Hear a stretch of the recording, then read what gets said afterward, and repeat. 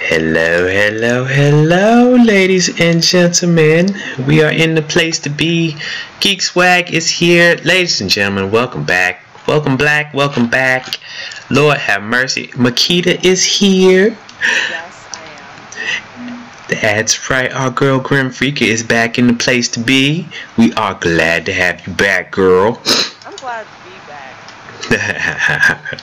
Of course, let's see if we can get Mr. On Time as usual on in the place to be as well. Dirty Helmato, let me see if I can get him real quick. Of course, of course. Negroids, what can I say? Let's see. Do we do this right, or does Bunny mess this one up too? Probably. Oh snap. Yeah, don't worry about it, Vicky. We got you. We got you. And Mr. Wiltz is here too. Uh-oh. The whole squidard. Here we go. Here we go. Here we go. Here it goes right here. See, we get all of them in one fell swoop. And, uh-oh. Looks like we got Vicky Nation is coming in. Of course, his little broadcasting thing is on. Hey! Vicky! I can hear your background noise. You better talk to me.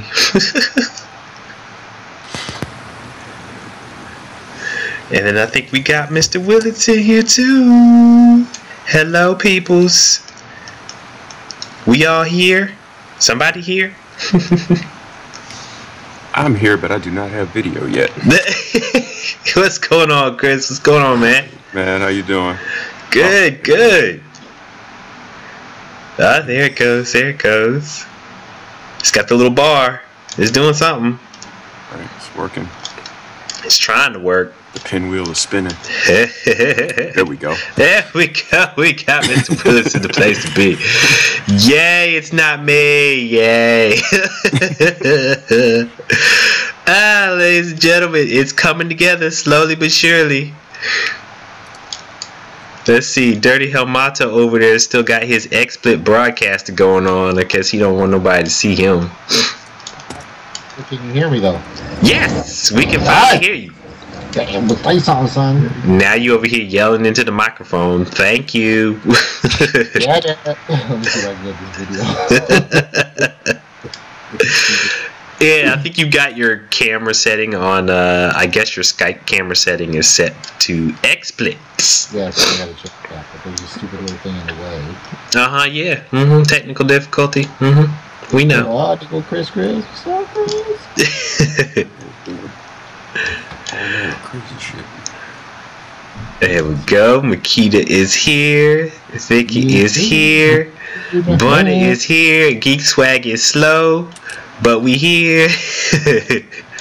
Let's do it like this. I'm gonna put it down here. Oh, there's Makita. Yay! We got video, Makita. Well, now if I can get my video fixed, it'd be awesome. Nope. We'll see how fresh I can be with moving all the little video screens all in the right places. And just so you guys know, while we're over here getting our ducks in a row, the gameplay that we will have today running at the same time is a nice little indie game called Armello. Which we would know, not Carmelo. Boo. There will be no Carsmello today. Thank the Lord. Nope.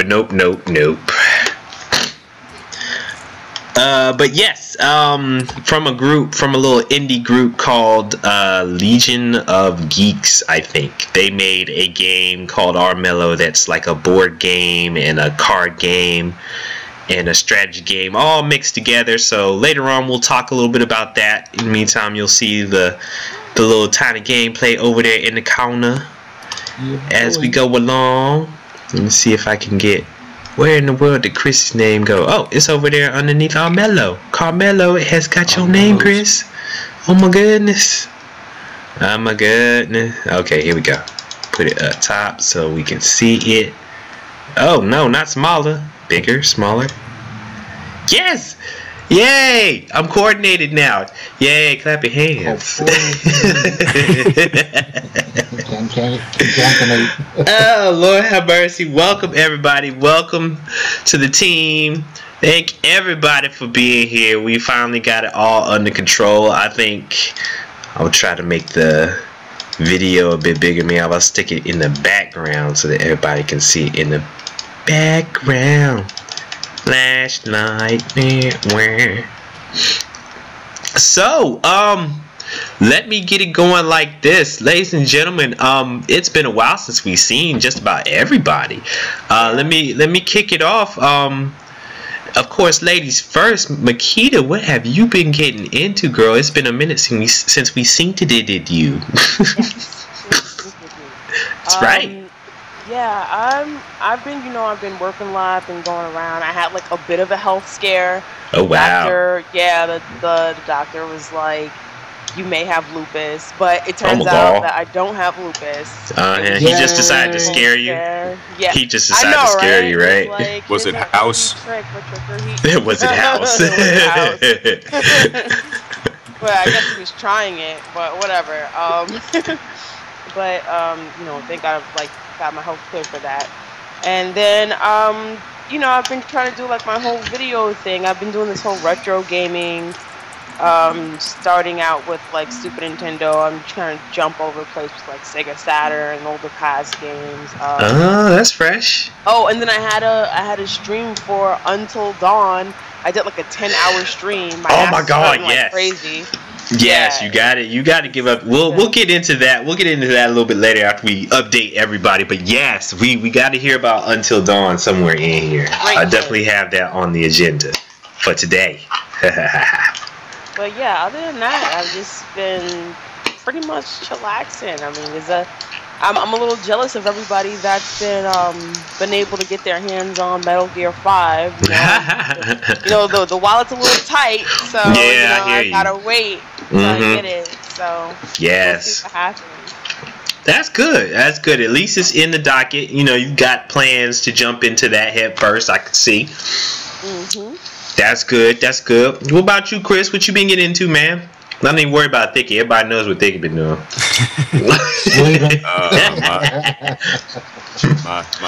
My life is boring. That is good at times. Be thankful for that. Right. Just working. That's good. That's good, man. Yeah, Taken King has been taking King all my free time. Oh, beautiful. That's a beautiful thing. That came out already? Yeah, when did that drop? A couple weeks ago? Last week. Was it last week? Oh, I thought they had like a special PS4 for it or something like that. Yeah, they got the little bundles. They build a new console every time a new AAA game comes out. They do, right? You ain't wrong. Like, who doesn't have? Who doesn't have a custom PS4 or Xbox console now? I don't. I got a generic one. Me too. Shoot, I got the old one that still has a Kinect. I mean, come on, somebody give me an upgrade. It's not shiny though. It's all black and stuff. I mean, I know black is beautiful, but I want some shiny graphics or something on my Xbox too. I want stuff. It's not all dated though. Like people come over your crib in 2 years, like, oh, we're Halo 5. Okay. Yeah, exactly. Like that much. Okay. The game sucks. Then you got this console. That looks like a horrible game. Bad it is. Right. Yeah, I know. Better get up on that spray painting skills. You're funny. Just stencil it. Yeah, you know. That's right. Put some graffiti on your joint and just keep it moving.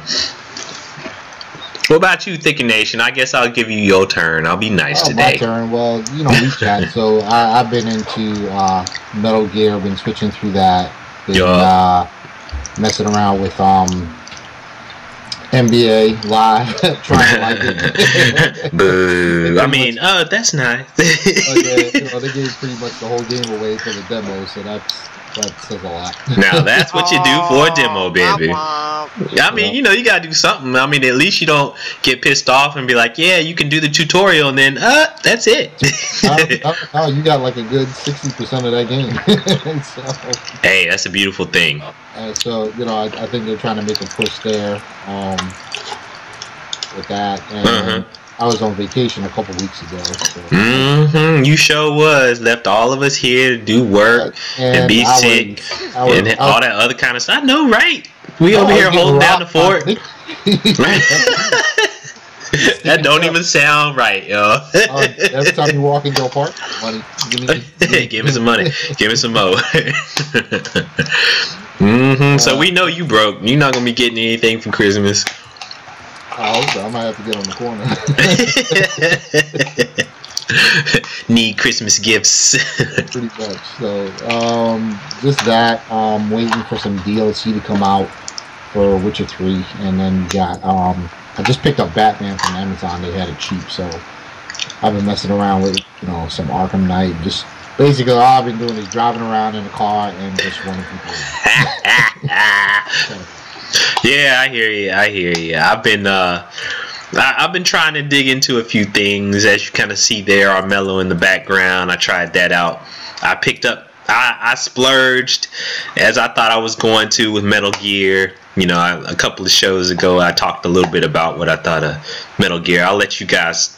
I'll let Jason talk a little bit about it once we get to that point. But you know, I played one of those very, very well. I'll kind of dig into part of the agenda here. I went in and played. You know that there's this one indie game that they came out on Xbox Games with Gold or whatever, right? Called Dear God. Lord have mercy. I've seen this. Yes, Dear God. D-E-E-R though, right? Yes, D-E-E-R, as in Bambi. Bambi God, yes.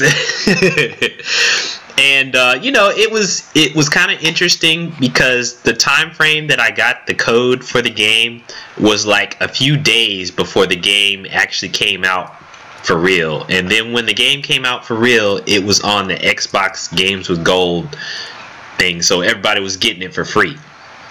So I was kind of skeptical just because of that. And then of course I started playing the game and I see why they gave it away for free. Because I don't know what everybody else thought, but that game was butt. I was like, this was just to give you a concept of the game, okay? You know how some indie outfits kind of take their game and they use like the little 8-bit graphic kind of scheme just to kind of give it a retro feel, and you know, then they kind of make it and give it some depth so that it looks like it's 3D, but it's really not 3D. It's, you know, it's like a whole 2D platformer kind of thing, but they put stuff in the foreground and background just to kind of give it a bit of depth. So, you know, they kind of made it look like that, but really it's a 2D platformer where you go and, you know, you're a hunter and you like shoot this deer, and at the same time some kind of mystical thing happens and the deer god comes, gets pissed off at you and says, you've killed a lot of deer, so I'm going to make you into a little baby deer and you're going to live as a deer. And yeah, you live as a deer. It's kind of, that's what you do. You run around as a little deer, jumping around, eating stuff, and other little animals come after you. Other hunters try to shoot you and stuff. And honestly, I couldn't get far enough in the game to really figure out what the concept was because it was butt.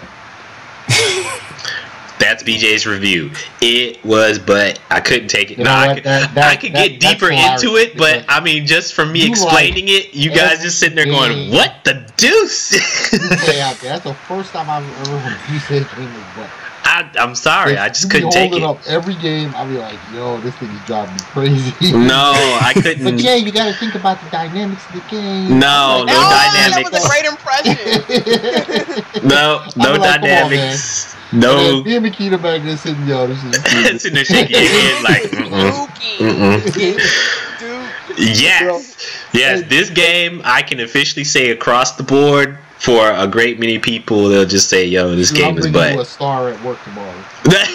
I get a gold star, yay! Bake you some cookies and send them. That's like the first time. You know, he always talking about, oh yeah, this game is good. He's always seeing the good goddamn optimism. No, not on this one.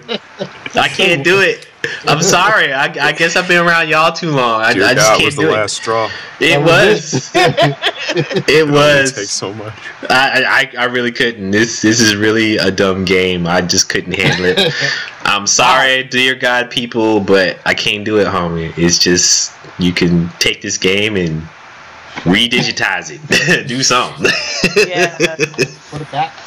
It's right back on the shelf. Sorry. It's bad when DJ says it's bad. That's bad. Stay away from it. Yeah. Don't even think twice about it. You might think, oh, I'm just gonna click on it. Don't do it. No. DJ said it's bad. Let me put this back on the show. Yeah. I'm sorry to give it the thumb of doom. But yeah, can't do Dear God. Sorry. You said it was free? Yes, it was free too. Oh, okay. The first day it came out, it was Games of Gold. You know, on the little Games of Gold thing. They were giving it away for free. I was like, yo, that's... I don't know how many of those things I skip, man. It's just like, I look at it, I read the synopsis, and if I can't get past the first sentence, I'm done.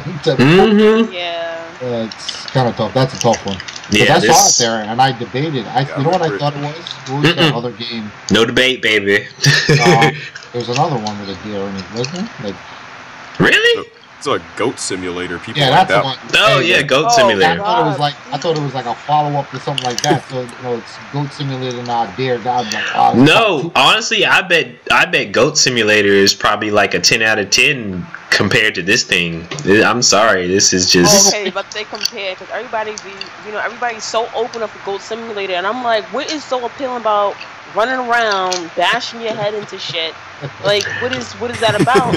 I played it, and I'm like, it's y'all a troll. can't be serious. Yeah, there's a bunch of trolls out there. They just like, yo, this is funny as hell. You know, they smoking something and they playing video games at the same time.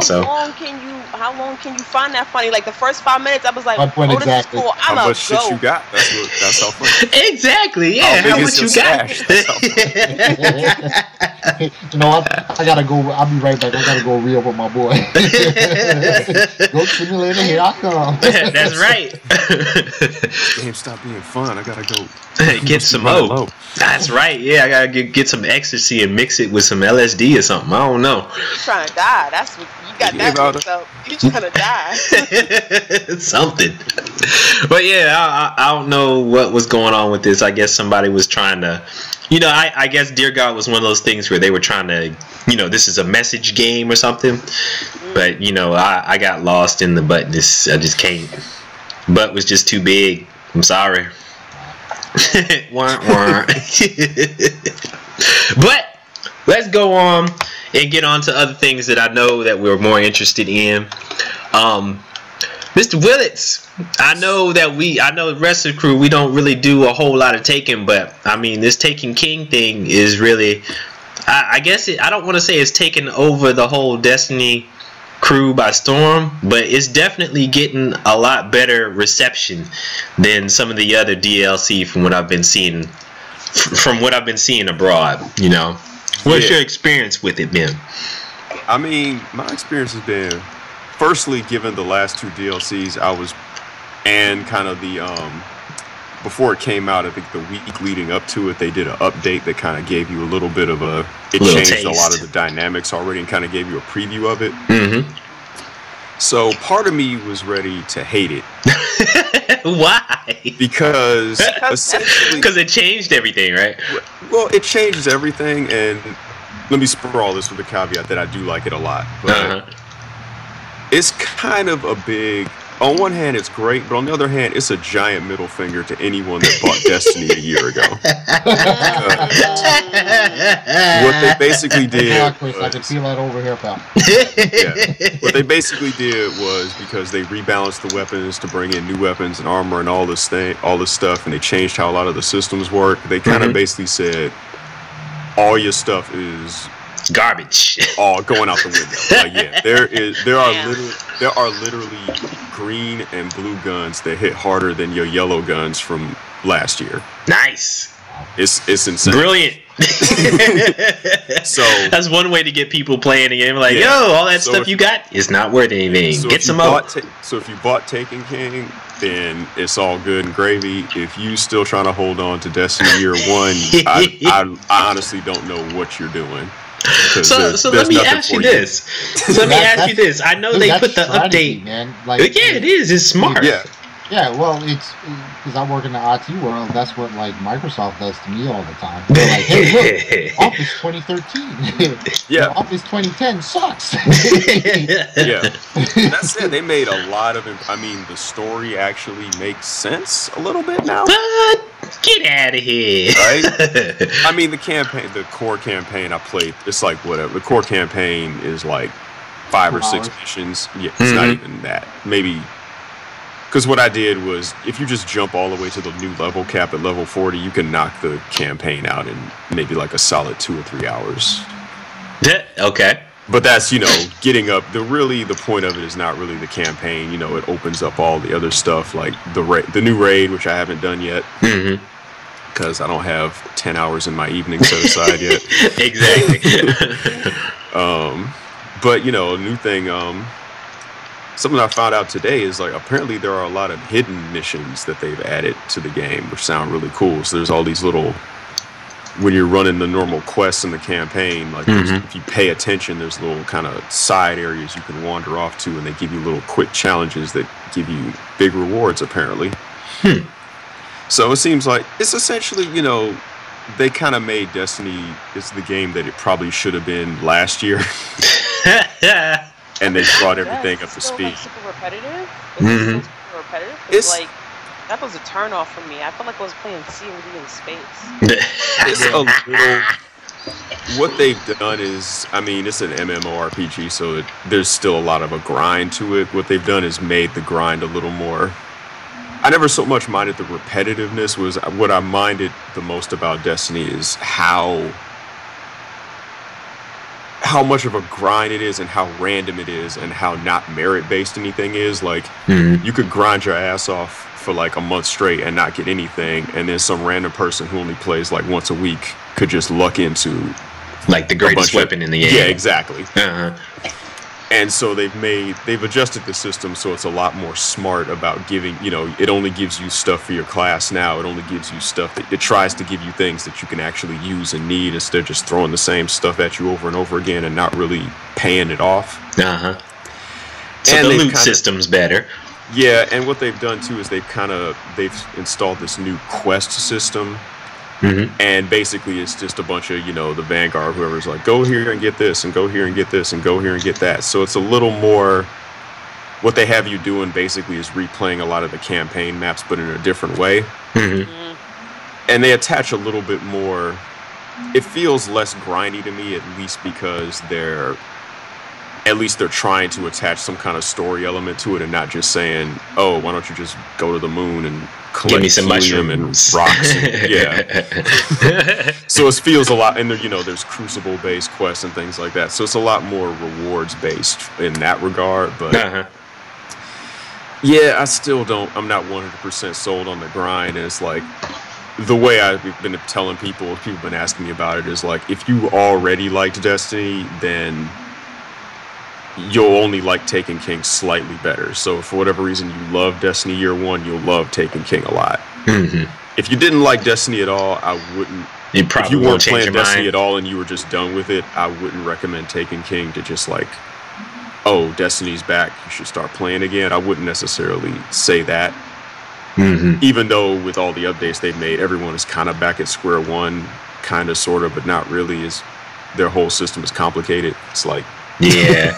I mean, a part of me was kind of glad they got rid of the whole light system, at least for like a upper level experience kind of thing, because that was driving me crazy. You know? It's good now because you can actually hit the level cap just by grind, because now you're actually grinding for experience and XP to level up instead of just at a certain point then you're just grinding for gear, right? Which you may or may not get. You can actually at least definitely get XP, so that's nice. But right, yeah. That was an interesting change. It seemed like enough people complained about that in the loot system that they finally caved in and were like, okay, this experiment is done. We're sorry.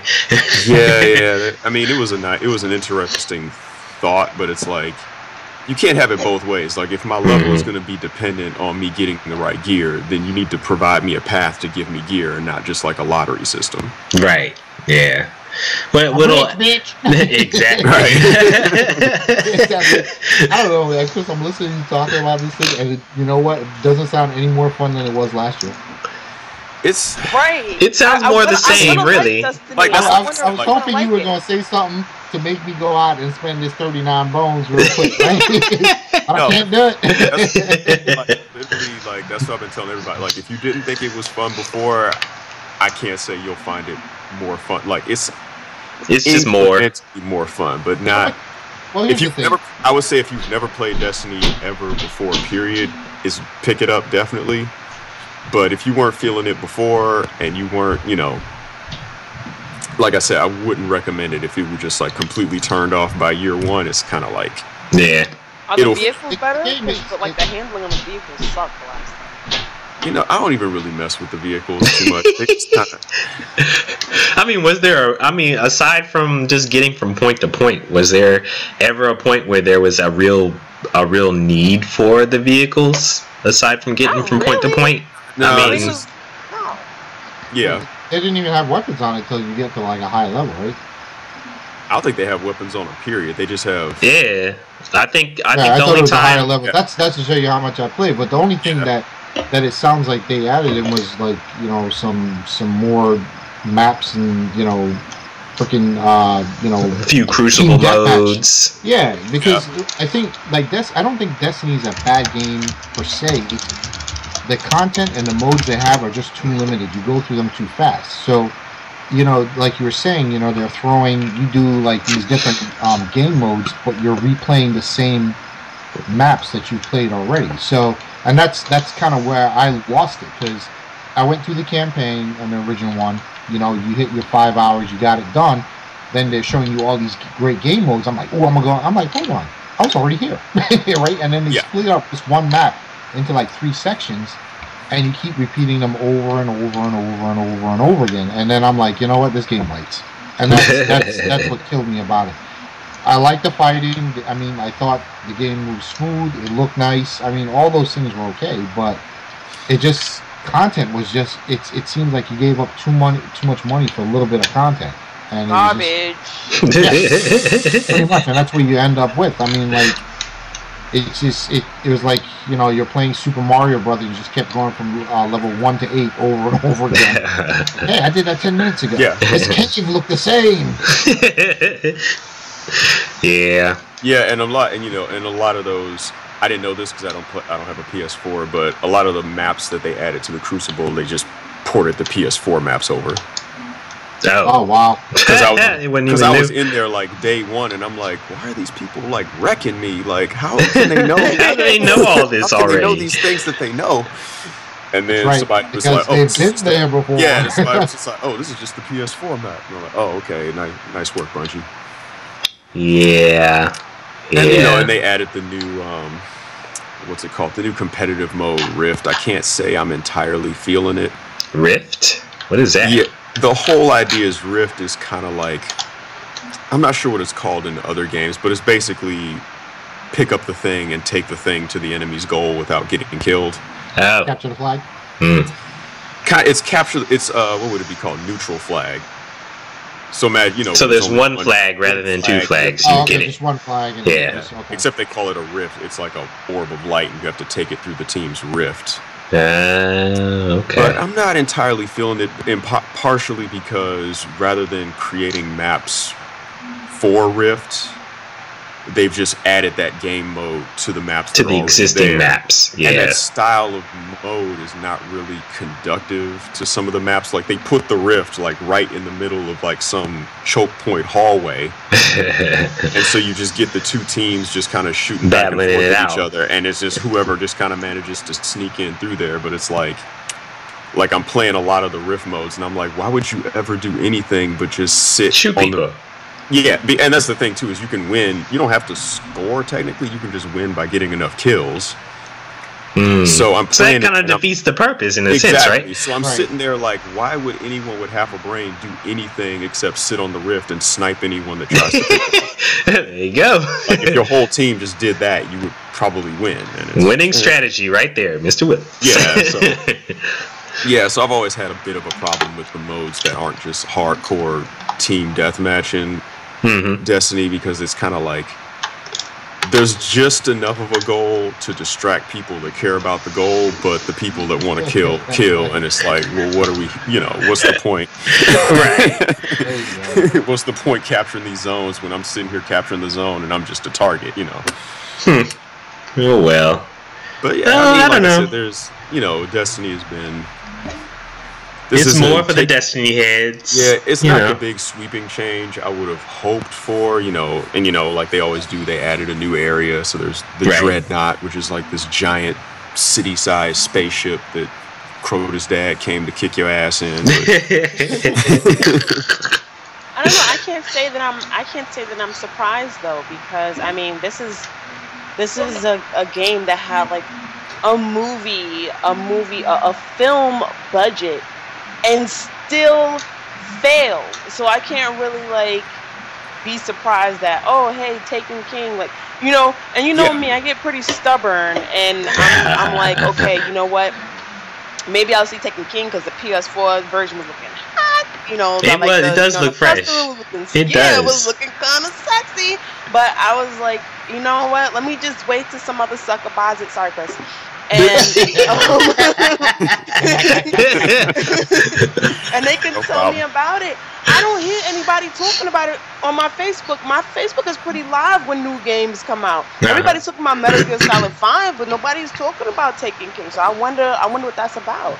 Well, the problem too is, like, if you take like Destiny when it very first released last year, it was pretty outright terrible, and it's like you can only improve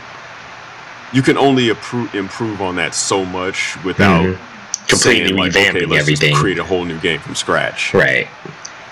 And I think that's kind of the hole Bungie's painted themselves into, is they've put all this stuff in place, and it's kind of like, well, we can't just delete everything, so how do we make it so they kind of create this like Rubik's Cube for themselves, and it makes it not exciting for fans. I'm pretty much, people that play with me know I pretty much just go to the Crucible and that's it. Like, I give zero shits about the story at this point.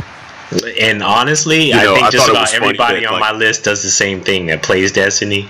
Every time I see them on, that's where they are, in the Crucible. Yeah, and I think it's, and then the thing was like, the Taken King, the actual core story was fairly interesting. Like, they did a lot of stuff with like actually making some of the NPCs feel like real characters for a change. So that you actually know why they're all like chilling on the moon. Yeah, like those 3 vanguards, they're just standing around that table not doing shit. They actually gave them like some personality, and you see like, you kind of like, oh, okay, I see like why they're doing what they do, and there's some witty banter among them now. So it feels like they definitely sat down and thought about the story a little more and how to like, actually explain it to people in the game. Imagine the story in the freaking game, not going online and reading those dumbass Grimoire cards. Oh my gosh, that was driving me crazy too. You're the only one that agree with me with them stupid. Why would you stick all that story? That doesn't make any sense. No, it's retarded. No, I would play raids with people, and I'm just playing along, and then someone would, there's always that one person. That one dude. It's just like, oh yes, this is because the Shrine of Crota, and they did this and this, and I'm like, shut up, how dude. do you know this? When did they tell you this? And they're like, oh, you gotta go read the Grimoire card, and I'm like, what? No, I'm not doing that. Right. You gotta read the Grimoire card so you understand. It was like, dude, either give me a cutscene and get out my way. That's like, right. It wouldn't even be bad if they had the card there, but you can hit an audio button and it should read it for you. Yeah. Do like they do in BioShock or Fallout or something like that. Little recording things Put like the cards in the game. That's all I meant. Just put Yeah. them.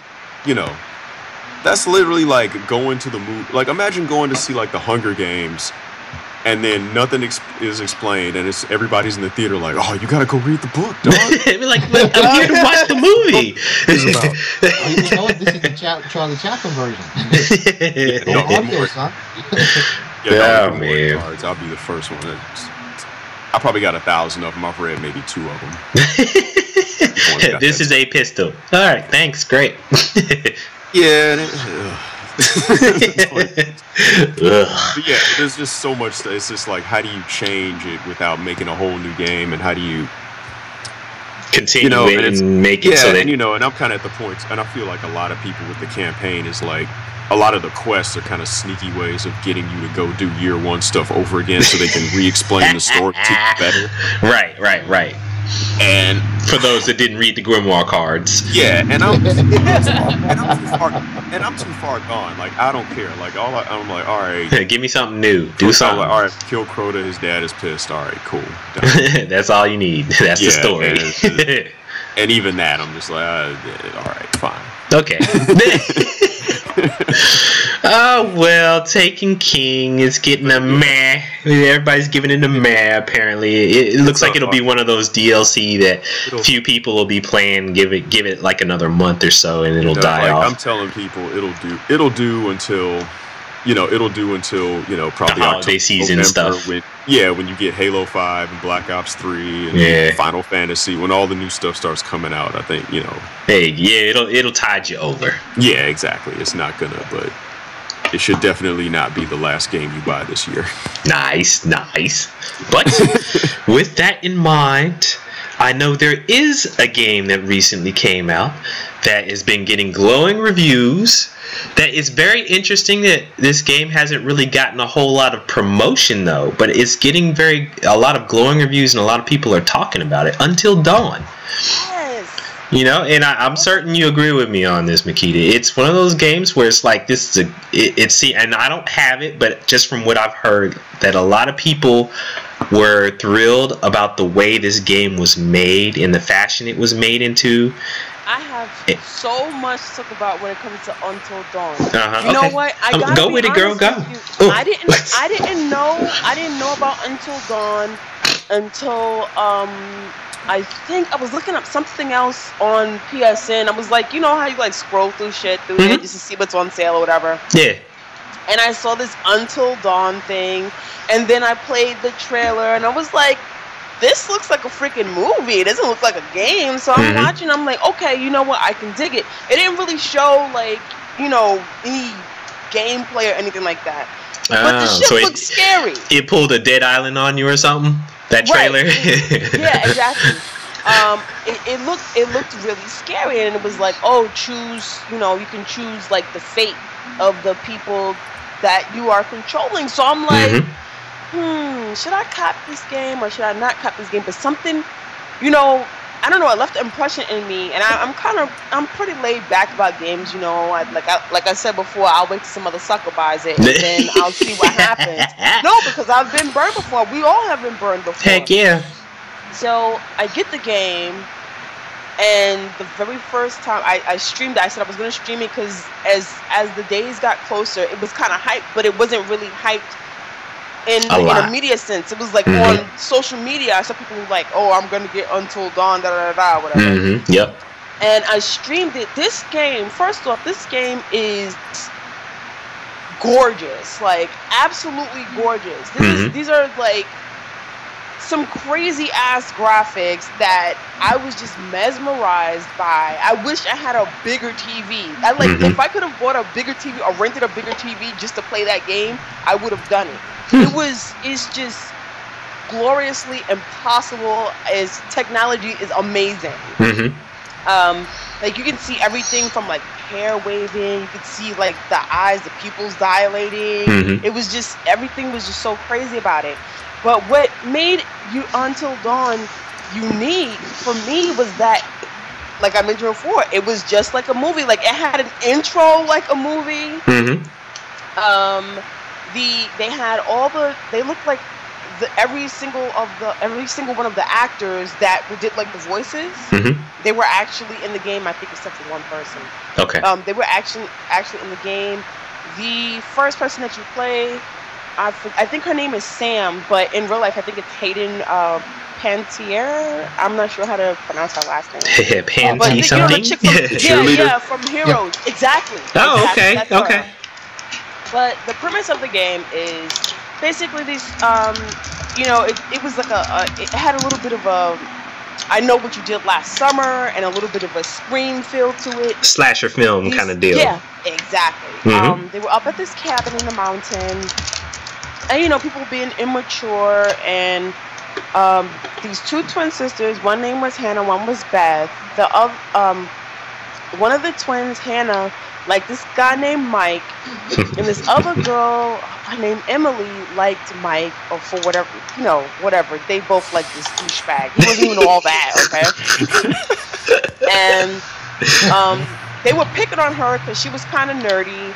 And what they did was they were all in the room, and they kind of like set her up and were like, oh, come to the room, I want to see you, blah, blah, blah. She's taking off her clothes, but they're all hiding in different places and, like, taping her and shit, right? So they pop out, like little fucking creeps. Right. So they jump out, they're like, ah. So she's embarrassed. She runs out. This is the middle of winter, right? And she runs out, and her twin sister, you are playing Beth, her twin sister at first. And so you run out after her, you go out into the woods in the dead of winter in the middle of a blizzard, you're looking for her, and the tutorial is it's really cool because you find these totems and they stand for different things. Like there could be a black totem, which means that it's a clue that there's a loss, something's gonna happen, somebody's gonna die, or could possibly die if you make the wrong decision. Or it could be yellow. It could be a guidance totem where it's like, it'll give you a clue on what you can do so that that person could possibly, make it more of a chance for them to not die. Or it'll tell you like what's happening next, clues that you need to look for, kind of like a premonition. And they had, I forget all these other totems that they had, but they were like maybe like 5 or 6 different colors. And they went out into the blizzard, they found it, and I mean it doesn't really matter at this point because you guys are gonna find out. It's not really a spoiler, but both of the twins fell off a cliff. Okay. They fell off a cliff and died, and then that was like, I'll leave it at that. They died, and then the game itself is when they came back to the mountain because they had a brother who was up there too. They were invited back up to the mountain for the anniversary. And I have no idea, like, this shit was like such one of those movies where one of those games, kind of like a movie, where it's like, God damn it, white people, why haven't you learned anything? Like, don't go that way. Don't go, like, okay, if Jay, God forbid, Jay and Chris would have fought for goddamn cliff, BJ, if you would invite me to the cliff next year, I'd be like, are you fucking crazy? I'm not going back up there. That's bad memory. Because they just fell off the cliff. They fell off the cliff. Why would I want to relive that? But for whatever reason, people are like, hey, I just want to party, and then, I just want to have sex and party, and then weird shit starts happening, and people start freaking dying. So it's kind of like, you gotta find out who it is, like a mystery. You gotta find out who it is, but then there's a twist to it because there's a whole different thing going on. The minute you think you know who it is, it's not that person, and then there's something else that's going on, and you're just like, oh wow, this is a whole new level of crap. Now the things that I didn't really care for, but I kind of understood, were the quick time events. Because there were certain moments.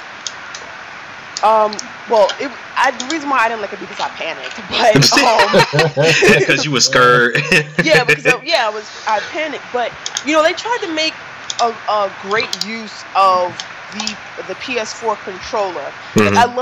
They really try to use every bit of it, even like the touchpad, the motion controllers. Like if something was making noise and you had to be quiet, you had to hold the controller really, really still so you wouldn't make noise.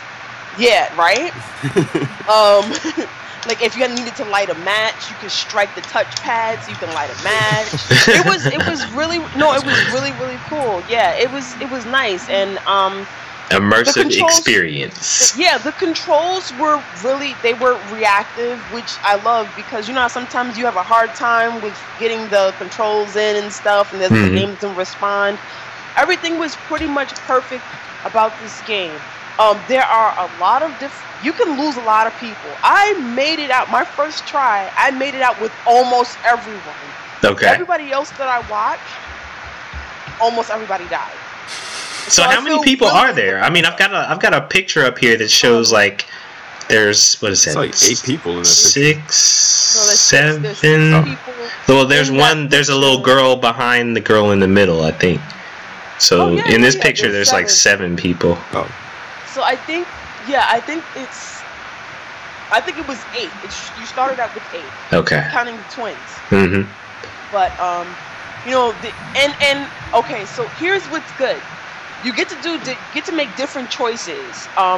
Each person has a different set of personality traits, and they change and they lower or they go higher, depending on what choices you make. Like they may have Sam may have a relationship with Mike where you know they're playful, but if you make certain choices, then their reactions to each other may change based on those choices. You know, like if I'm nosy, if I'm looking in your backpack and Mike catches you for whatever reason, then you're a scumbag. He doesn't trust you. Yeah, he doesn't trust you because you don't respect his space. So things like that change. Even the little things that you think wouldn't affect the game will totally affect the game. I wish there was a thing. I wish I had more like screenshots, but yeah, I've been trying to put a few of them up there. Like I've got one up there now where it just shows Emily, and it has a few of her traits up there: intelligent, resourceful, persuasive. I mean, does it like go through each character and do that as they're talking or something? Yes, like when you first meet them, it pops up. And they have this, you know, it's based on the butterfly. Effect. So every little thing that you do changes the future. You know, and there's so many different choices. There's different clues to find out what actually happened in the game. Like they have these little things that are like left all around place, like pictures, and you know how like mystery games can be. You gotta find it out so that you can find out the whole story, and things just kind of like piece together for you. Again, I don't want to spoil the game for anybody. I would definitely recommend this game. And I'm pretty salty about games in general. This is a really great game. Is it perfect? No, it's not perfect. I do feel that, I mean, it was good enough for its time. Like 10 hours of gameplay wasn't that bad. But if I hadn't been streaming it and waiting for other people, because I had the audience kind of like pick what I do next and stuff, it would have been shorter. So I think it probably would have been somewhere around 7.5, 8 hours instead of the 10 hours that I streamed.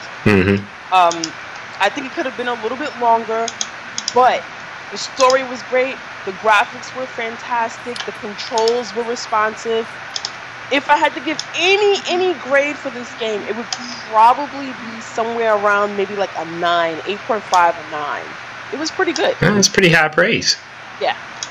I mean, it really does sound like it's got an innovative kind of approach, because in a way, it kind of, the way you were explaining it kind of reminded me of Beyond Soul. What was it, Beyond Two Souls or whatever that I tried out a while back. And I wasn't necessarily feeling that one, and it wasn't 100% that you know, it was just because it was an interactive game. It was because, I guess for me, it was because I didn't quite get into the story.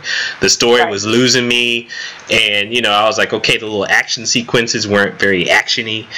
And, you know, the little ghost that was going around with old girl, I was like, okay, this ghost needs to do something for real, because, you know, it's not doing nothing. But this actually, you know, you don't have to do a whole lot of explaining to really get the concept of Until Dawn. And the second you say slasher movie, keep everybody alive, go.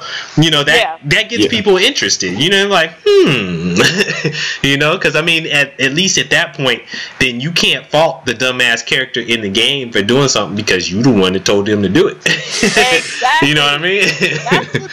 That's what made me feel like really, really nervous, because I'm like, okay, if I give this person this flare gun, what if I need it later? What if I need this? Do I really care about this person? Do I like? And like, you get such an attitude. There are some characters that you genuinely do like, and some characters where you're like, yo, fuck you. You know, you dead. You can die. You die. Just go.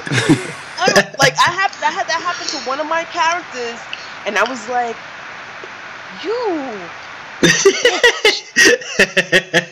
And it backfired on me because they ended up living. Oh wow! Okay. Yeah, I thought they were gonna die.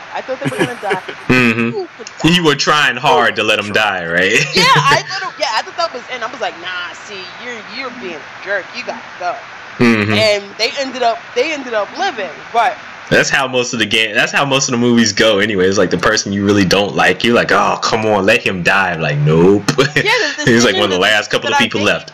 I thought it was the wrong one to make, and I thought it was going to lead to their death, but it ended up backfiring on me. It turned out to be the right decision. Way to go, I think. Yeah, I know. Yeah, I was pretty pooped about that. But yeah, Until Dawn, it's a great game. If you need to waste some time, I think it would be one of those games, like, I would be okay with waiting for it to, like, go down a little bit, like, you know, at a Christmas or, like, a holiday sale or something like that. Or renting it, because I said, it's not that long of a game. I mean, it has some replayability factor. If you screwed up and you got everybody killed and you want to try again, there's some replayability factor for it. But for people like me that are, like, super anal and over analytical, you know, we may save almost all the people at once, and the replayability factor is kind of, we actually got a person in the chat room, Sober Child, saying big F you to the character Emily. Yeah. So I suppose Emily is one of those asshole characters. Yes. Oh, Emily. Woo. But yeah, like we were saying before, it looks like it's getting some good ratings across the board, so it's making a good impression. You know what though? When I hear about games like this, like Until Dawn, and then I think about Dear God, it just makes me realize how much Xbox needs to step it up. Because I can't tell you how many times I hear about a game and I'm like, yo, like Until Dawn, I was like, yo, that sounds dope. Yes. PlayStation 4 exclusive. I'm like, God damn it. Yes, it is. Oh, was it PlayStation 4 Yes, it is. It's a PS4 exclusive. Yes. Yeah, No and then you go. way. Yeah, and then you go on Xbox Live, like, hey, throw me a bone here, and then you got Dear God. Well, I mean, to their credit, I know. That one game I've been trying to get Jay to play with me a couple times, Ark Survival Evolved. That's going to be on the Xbox. I think it's going to be on both, actually. But yeah, that's an absolutely fun game. To have the horror titles on lock for some reason too. Yes, for some reason Xbox doesn't have any of those. It's like all the little scare tactics games are all PS4 games. Yeah, like when PT was out, I was like, this could easily be like, damn it, Microsoft.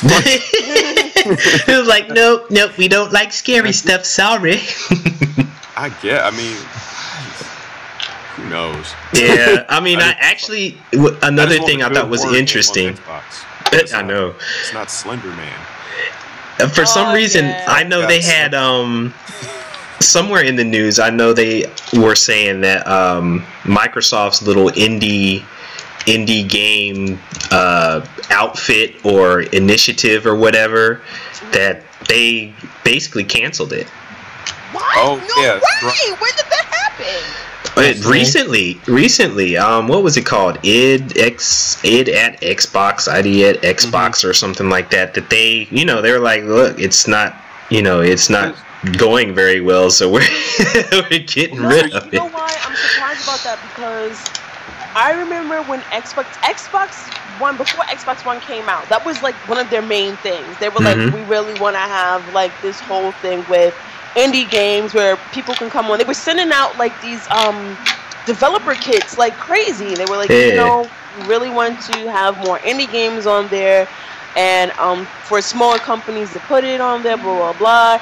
And Xbox fans were like, yeah, PlayStation 4 is not going to have the indie game, blah blah, whatever. So I'm like, I'm waiting for it, and I didn't see anything come out from it. This is why I don't have an Xbox One, because there's stuff coming out. It's just that, and this is a grind that I think everybody that has an Xbox, this is something that I know Jason and I talked about when we first got the Xbox.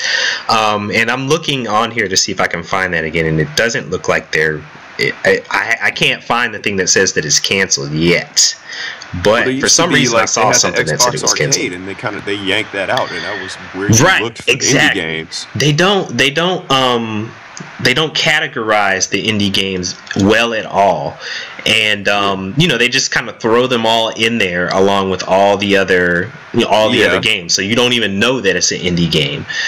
And I can see the argument for doing that, because you want to just, I can see the argument for lumping everything in together. They're like, hey, just make it a regular actual game, because a game is a game. You shouldn't have to call it an indie game, but whatever. But I think as a developer, I think developers are probably pretty realistic about, what it is, and then, you put my indie game right next to Black Ops 3, and it's like, oh gee, I wonder what everyone's clicking on, Yeah. And let me clarify. I just found the article. It's the problem with the squares. Yeah, the little squares. I guess that's what it is. Well, wait until the November update come out. Huh? We're getting Windows 10, pal. Yeah, I know, right? Better. And let me clarify. I just found the article. It isn't the indie games portion of it isn't dead. What they actually canceled was the Xbox Live indie games program that they had for the 360. That is gone. Oh. And they're keeping the ID at Xbox for more formal and structured program for finding. So apparently they had different programs for finding and developing indie games on, the different platforms. So they were saying, oh, okay, they like the ID at Xbox more formalized way of submitting indie games rather than the old one that was on the Xbox 360 platform. Clarification. So that's what it is. But they need to approve some of them bitches, because this is rough.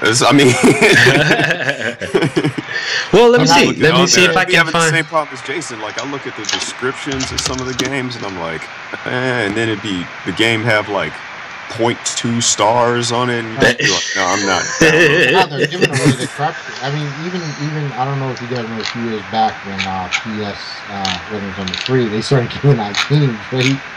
And everybody was just like, all Microsoft to do that. And I think they were just in such a hurry to keep up. That's what they're just pulling anything off the shelf just to give away, those 2 free games a month. And that's what you're getting. I think there's probably about 4 games I've actually played. Okay. Holy Guacamole, which is pretty good. Now, let's see here. There's the other one with this little kid, and you had a wolf. I forgot the name of it. That was really good. Never Alone? Yeah. Yeah, Never Alone. Yeah. That's really good. Yeah. I played it on both systems. I have it. And, I bought it on Steam, and I bought it because it was on sale, but it looked pretty cool. Never played? No, it looked pretty cool. You should. I think you'll like it. Yeah, I heard it was pretty good as well. Yeah. I actually did find a list. I think I did that one too, and I actually enjoyed that. I actually did find a list of the titles that at least they spoke about at E3. I'm sure there's more than just this list. No, they have them, but like Chris said, man, what are they doing? Like I mean, they're getting released. I mean, they're out there, but it's like, because they're indie games, I guess they're not really getting a lot of you know, they're not really getting a lot of, I guess, description or, you know, promotion or anything, because they're there. Because, I mean, you know that one game I was telling you about, Sword Coast Legends? Yeah. That I'm really excited about, because it's like D&D, and then you can be a dungeon master and all of that kind of stuff. That's an indie game, and that's actually coming through the program on the Xbox. I mean, Survival is also, that's an indie game. Ark Survival, that's an indie game that's coming through the program as well. Oh, I didn't know. Ark Survival is indie? Yeah, it's an indie title. I mean, I'm going through the list here, and unfortunately, there's a lot of games that I have no clue what any of them are. I've heard of Starpoint Gemini 2. That is one. Tachyon Project, I've kind of heard of that one. The Long Dark, that was another one. I think a group called Hinterland had started that was getting a little bit of airplay here and there. Long Dark, that's like the Black Ops 3, and it's just not gonna happen. Right. Just hey, look, we have random game or Black Ops 3. Ooh. No, the Long Dark was a pretty good game. I was watching. I mean, I wasn't gonna buy it, but I was watching somebody else play it, and it seemed like my kind of thing. You know, the survival, the whole survival aspect. It's more of like, it's like H1Z1, but it's in the wintertime without zombies. Right. It's like kind of post-apocalyptic without zombies, and you're out in, you know, the elements trying to survive kind of deal. Yeah. So I mean, they're out there, but I mean, to Jason and Chris's point, I mean, it's like they're there, but who knows that they're there unless you're like a real, you know, indie game hunter, you know, that already knows the name of the game and just want to know whether or not it's coming to Xbox or not. You know what I mean? With this new interface they got, they're supposed to be, you know, the next big thing there. Right. To see what it looks like, because they're supposed to revamp that whole interface in November, so it should be a big fat update. Right, yeah. Let's hope it's not like 300 gigs and take up all the space on my Xbox. Yeah, it's just going to take 2 days to download. Yes, but it'll make your game run, what was it saying? It'll make everything run 20% faster. Yeah. The update is just going to be Halo 5, that's all. Yep, there you go. That's just going to sneak that on everybody's system, like, look at our sales for Halo 5. Oh yeah, Sober Child was saying that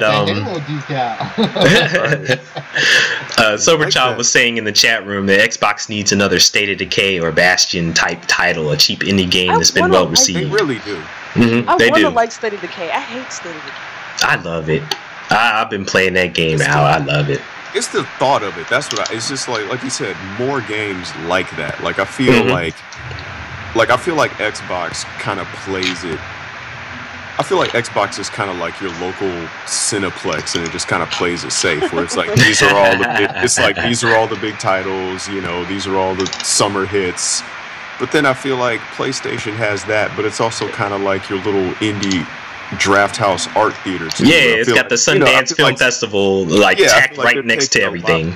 They're taking a lot more chances with the content and just like, you know, like when Makita was saying, like, holding the controller, you know, to not make noise. I'm like, that's crazy. I would love to do that on the Xbox, you know, like, and Xbox has the, I can't even remember the last, do they even still come out with Kinect games? No. Do they? What is that? They have what Dance Central 10 is out, so you did that. Yeah, that's it. They abandoned the whole Kinect thing. They got this great piece of hardware that's just sitting on top of people's TV, not doing anything. And you know what? When I bought mine, because when we bought our Xboxes, you could only get it with that. And I took that thing down after about 3 weeks because I thought it was looking at me. So. It's looking at me. You got the information for Skynet. Under my computer desk. I haven't pulled that thing out yet.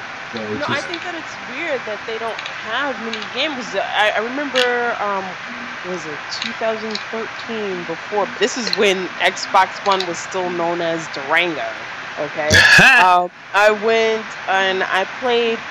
What was it? It was some exercise game. It was like dancing and stuff. And I would think with that type of technology, it was so real. Like it held every movement. I would think with that technology, they would have more games. Like shit. Like if you have a Kinect and you're forcing me to get a Kinect, you better have some games. Well, yeah, that's the thing. They screwed everybody over. the Xbox One Kinect apparently can sense your heart rate and your pulse. Right. Yeah, they put when you that out think there. about that right off the bat, you think horror games. Right. The thing can change the way it does stuff based on your heart rate and all Right. other kind of stuff. Yeah, that would be And dope. you know, it's like, I catch heat for this, but I'm like, as amazing as the HoloLens looks, I'm skeptical as to whether they'll actually deliver content for it. Yeah, I don't think right off the bat. I mean, the best I got out of my Kinect was getting a technical foul for cursing at NBA 2K15. That's what I got. I'm like, what the hell? They gave me a T, and I'm like, oh, because I'm cursing. Okay, well, Yeah, like I think HoloLens is gonna be dope for like all the Minecraft kids are gonna love it. And Yeah, everyone else is gonna be like, okay, this is nice. Well, yeah, I mean they've already talked up HoloLens, and they were like, for the most part, HoloLens is going to be something that they gear towards more business application rather than the gaming.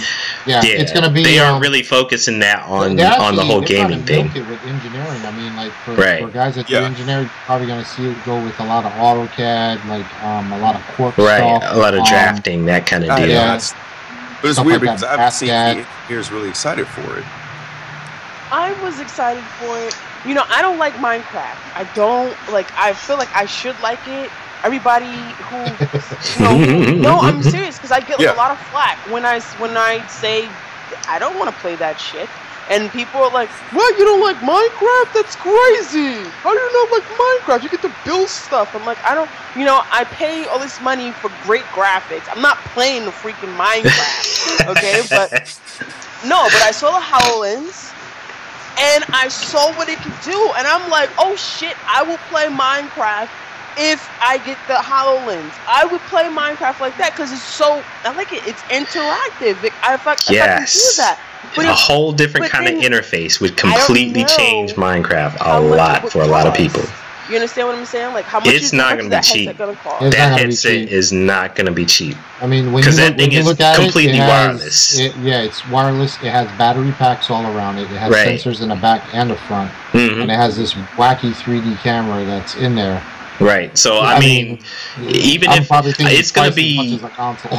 I think it's going to be priced more than a console, honestly. Oh, twice as much, I'm saying. Yeah. It's going to be priced more. So, and that's a part of the reason why they really aren't focusing on trying to make this into a gaming accessory, because they know that, I mean, regardless of the fact that it'd be cool to play Minecraft with it, who's going to give their kid an $800, pair of goggles or whatever just to play Minecraft for like 4 or 5 hours? They're not going to let the kid touch it.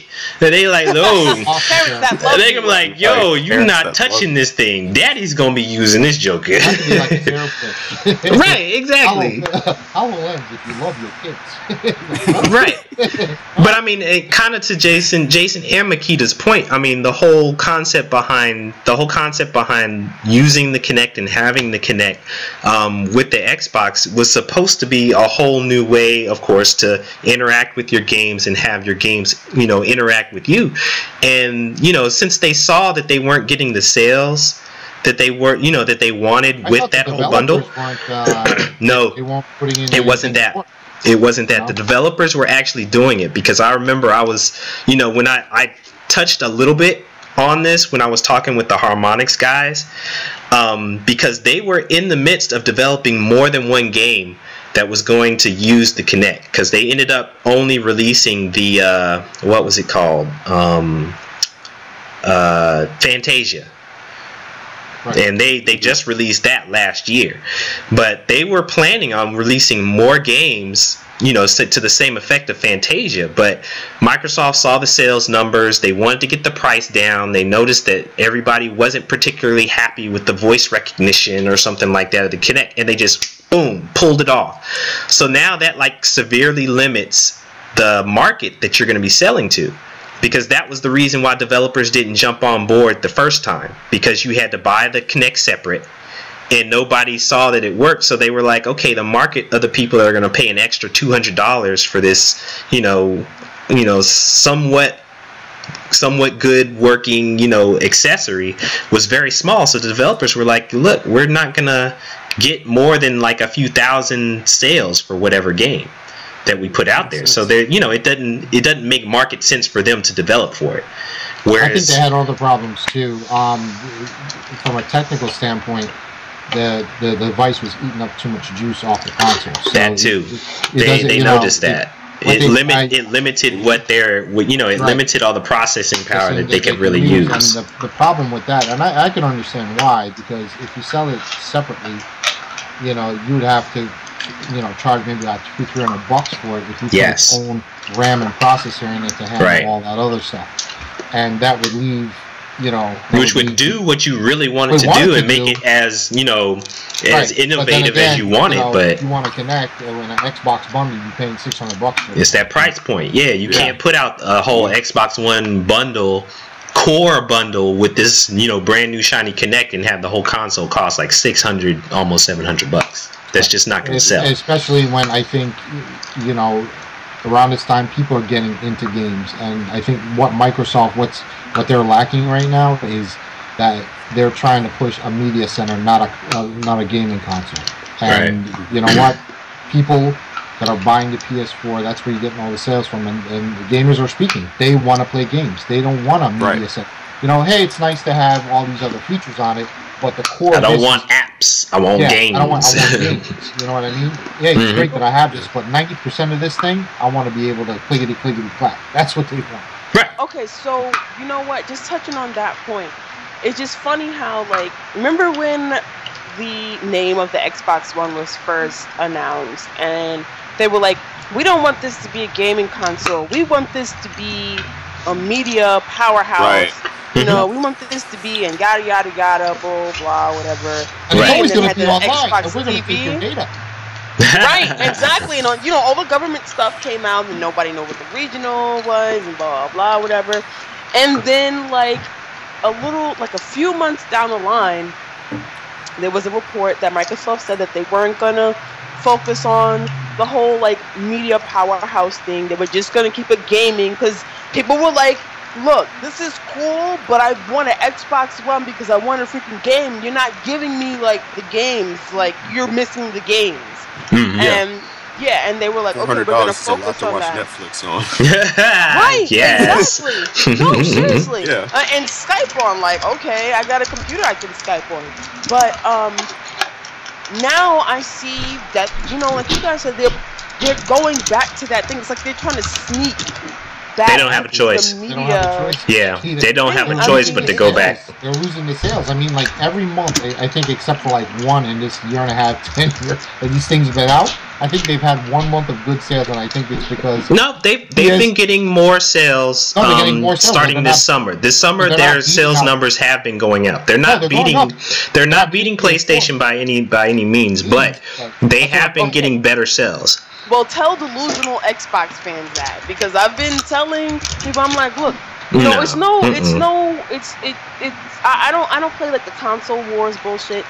I used to be a huge Xbox fan, but I'm like, right is right and wrong is wrong. And Microsoft tried to get a little skeevy with their advertisements and their wording and things like that, and it bit them.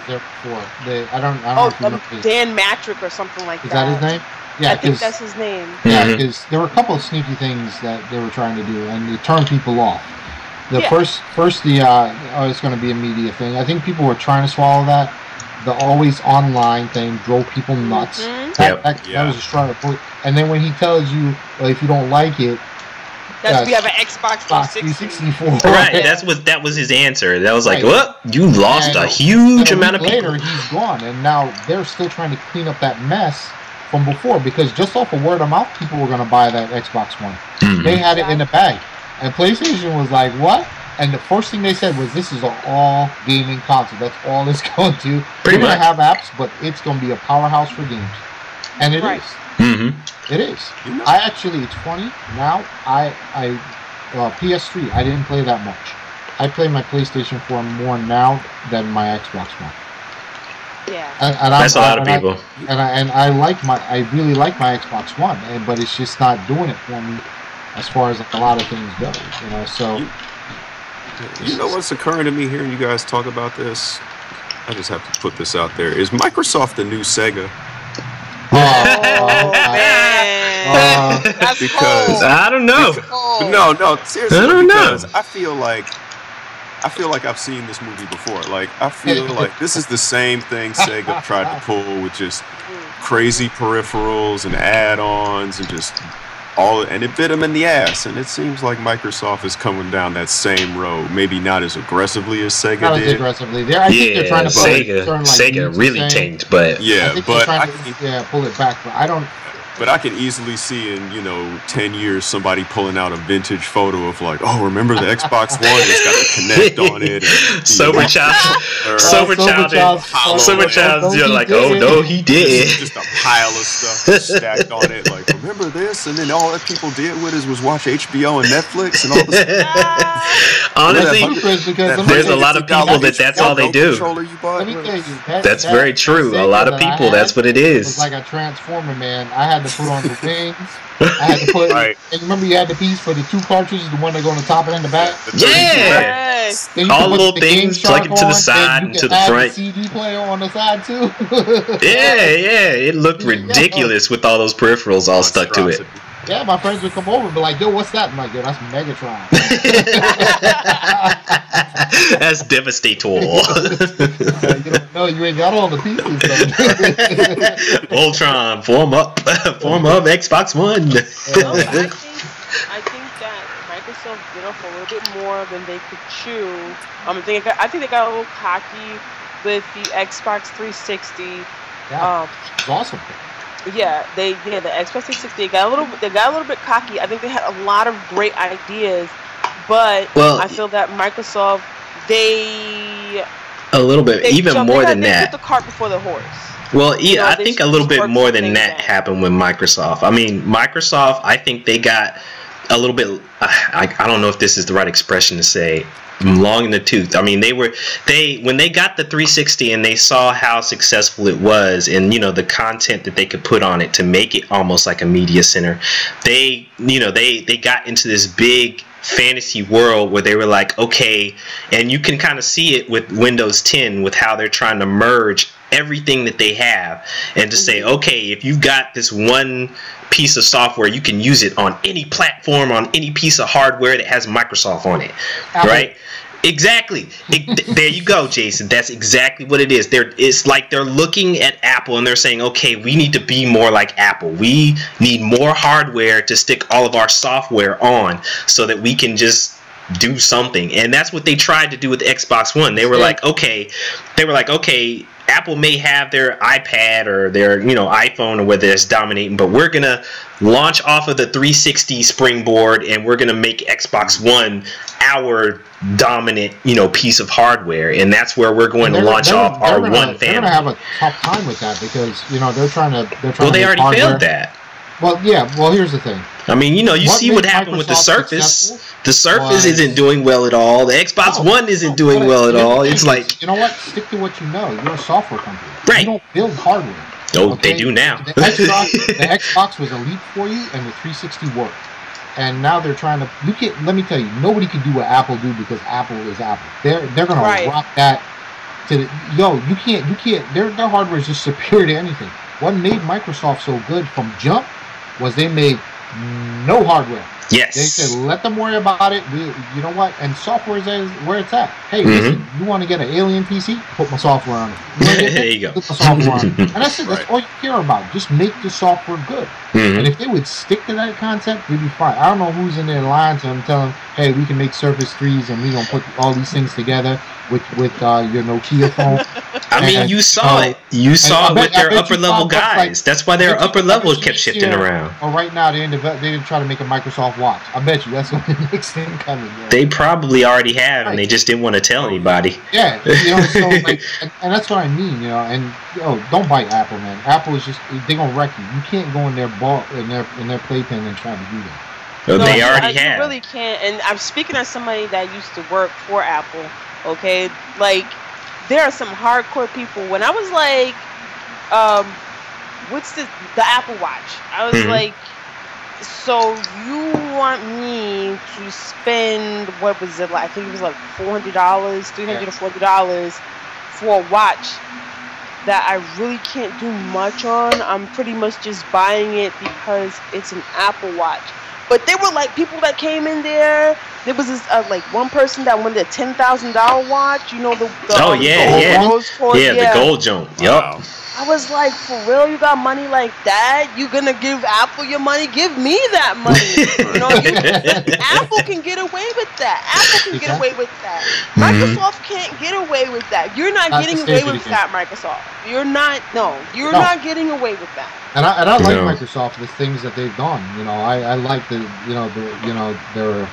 very innovative. They, you know, those They're guys, trying. the software they rock. They do. They really do. Yeah. But that hardware stuff, they need to.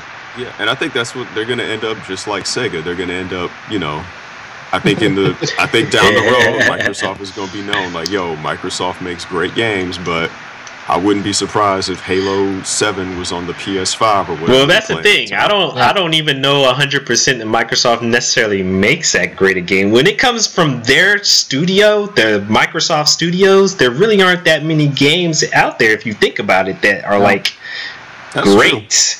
True. You know, in terms of Microsoft IP, you know, it's like, I don't know. It'd be interesting to see them go the PC route and have a third-party console, but with their operating system on it. Well, like a proprietary one? Yeah, it would be interesting to see if someone, you know, have a company go in and say, hey, we want to build a console, but we don't have software for it. Right, so we'll start building your hardware, and you just have this other company on the hardware end and just let Microsoft handle, you know, and you know what's funny? That's basically what they did. When they bought DOS and Windows, and they made Windows 3.1, they struck a deal with IBM. So IBM worried all about the hardware, and they did the software. Right. That's it. And that's what opened the window for them. That's how they became big. Because I guarantee you, somewhere out there's a company that's got plans for a kick-ass console, but they're like, you know, we don't have the software. We don't have the software to get this thing up and running. Well, I mean, isn't that what the whole Steam Machine thing is? You know, I mean, there's a lot of companies. You know, you gotta think that's what a lot of companies are doing. They're kind of just plopping Steam clients on there. I don't even know what the Steam Machine is for. Like, I don't know why it exists. It is kind of weird, isn't it?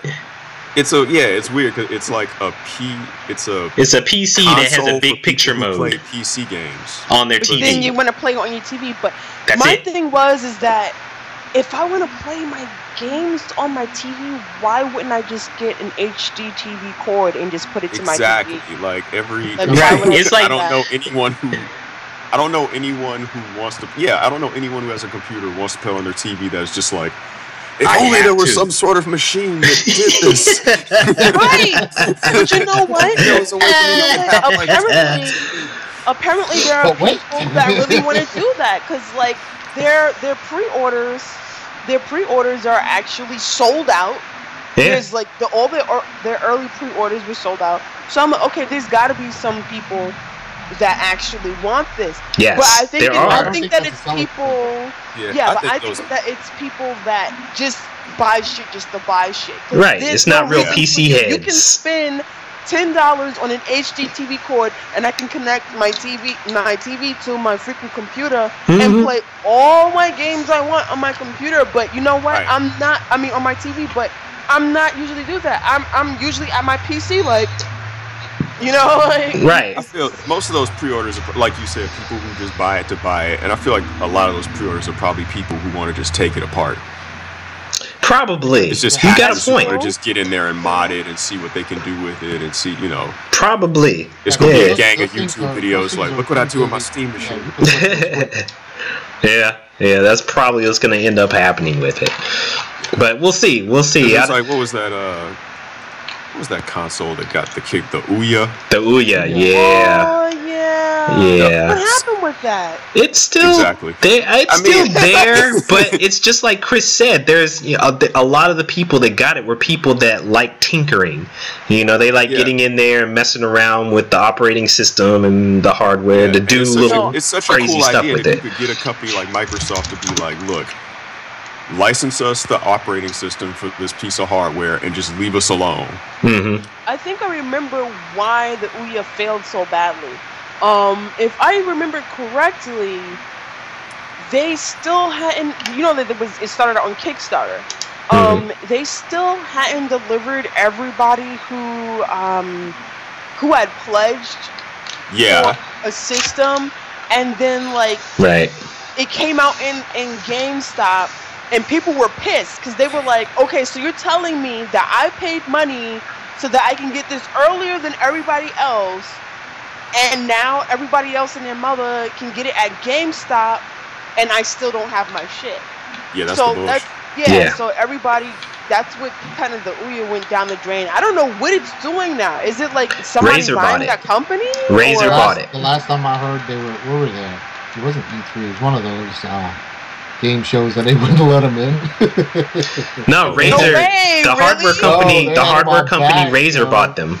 They had them out back. They wouldn't let them in. They had their truck up there, and they kicked them out. We were in the boot. It was a big thing. I was laughing. Yeah, because I mean, the whole concept of the Ouya anyway is really just to have the whole Android platform and being able to use it on your television system. That's what I'm saying. Most of these systems, those Steam machines, they're all running Android, and it's the same stuff you have on your phone. All they're doing is beefing up the hardware and throwing an app on it. Right. That's it. Yeah. So that's all you got. So like as far as security and all that stuff goes, that believe it or not, your PS4 and your Xbox One has, you're right. Some guy will get that. They'll hack it, throw 300 games on it, and send it for you for twice the price. You know. Mm-hmm. And that's what those things end up being. Yeah, it'll be just like people were doing with the Dreamcast back in the day. They just crack it open, load it up with games. But look. Here's a Dreamcast here's a Dreamcast with 300 Japanese games on it. So apparently the whole Razer crew, they're saying they're basically taking the Ouya, they're really trying to market it towards China, because China apparently has a massive China has this massive Android marketplace. And so they're repurposing the Ouya to kind of the China market so that they can take advantage of all the Android stuff that's going on in China.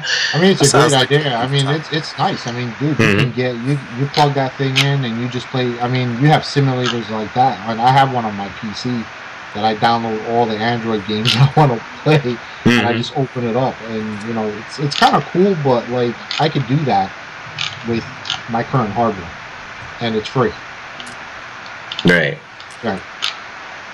So yeah, it's there, it's out there. It's just another way, for people to. Just blew up in China, and no one else, like, we just forgot all about it. I mean, it probably will. You know what I mean? It probably will. Everybody's like, Xbox, what? We got Ouya, baby. China, it's just Ouya everything. And it won't be called Ouya. They'll repurpose it, and they call it Razer Forge TV. Apparently, that's what they're saying. It's supposed to be called Razer Forge TV or something like that. So.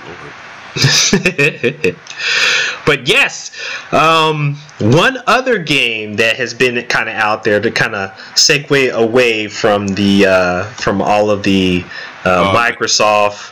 From all the Microsoft stuff we've been talking about, there is. I'm gonna have to jump off really quick, guys. I'm sorry. Oh, that's okay. Yeah. Thank you so much for being on here with us, though. We appreciate it, there, Chris. I'm sorry. It's all good. It's all good. We definitely have to get you back on sometime, man. Absolutely. Good awesome, everybody. Yeah, man. Good seeing you too. Yep, absolutely.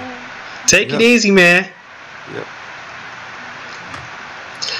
But yes, one other, like, I guess you'd say, big name game that had been making some news that I know the rest of the crew is definitely interested in was Metal Gear. I know I discussed it a lot on a previous episode, but I was very curious, Jay, to see what your limited experience with the game has been.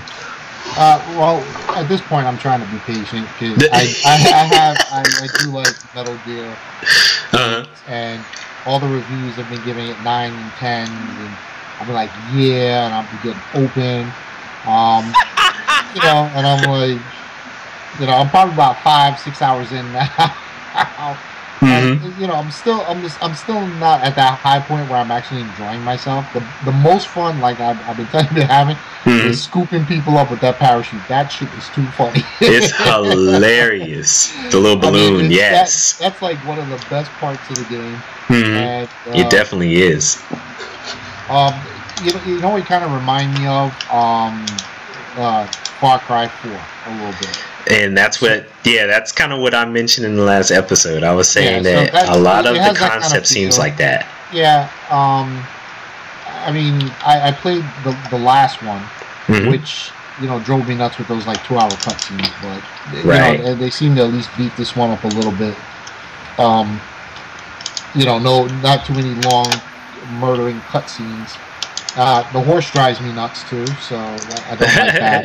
I guess What's I wrong gotta- with the horse? Oh man, dude, that horse is just, I don't know, I just don't like the horse. It's like you're looking at his ass the whole time.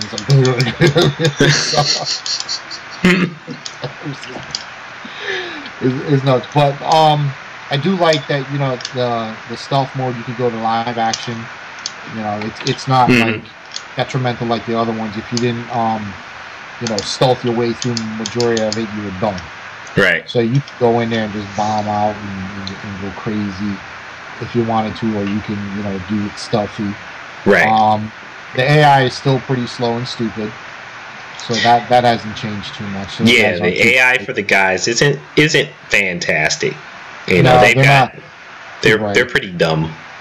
Yeah, what I do like is the system they have with when you collect people, Mhm. and you can assign them, and they actually give you an opportunity. You can move them around if you don't like them where they are.